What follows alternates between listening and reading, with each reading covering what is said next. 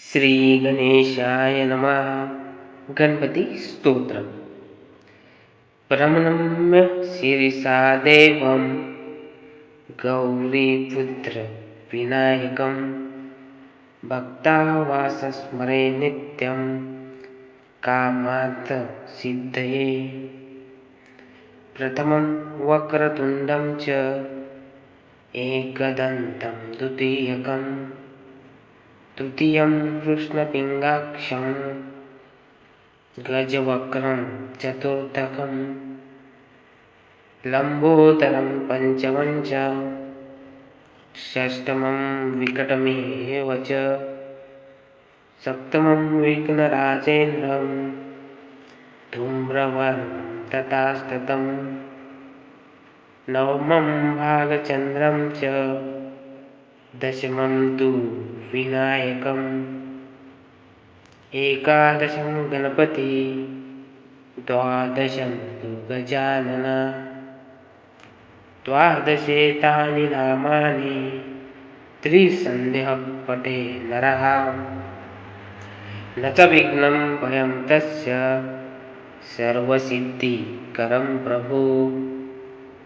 विद्यार्थी लभते विद्या धनार्थी लभते धनं पुत्रार्थी लभते पुत्र मोक्षार्थी लभते गतिं।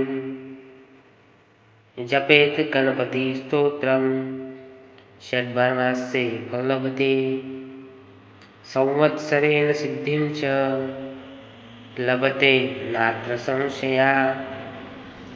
अष्टभ्यो ब्राह्मणो भेच्छ लिखित्वा फलं लभते तस्मं विद्या सर्वा गणेशस्य प्रसादतः इति श्रीनारदपुराणे संकटनाशनं नाम श्रीगणपति स्तोत्र संपूर्णं। गणपती स्तोत्राचा जप कसा करावा? दर मंगळवारी गणपती स्तोत्राचा जप करणे उत्तम समजले जाते.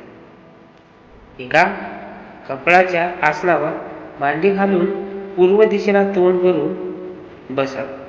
जमिनीवर स्वस्तिक काढावे व त्यावर पाण्याने भरलेला तांब्याचा ग्लास आपल्या सुविधेनुसार 5, 7, 11 किंवा 108 वेळा गणपती स्तोत्राचा जप करावा.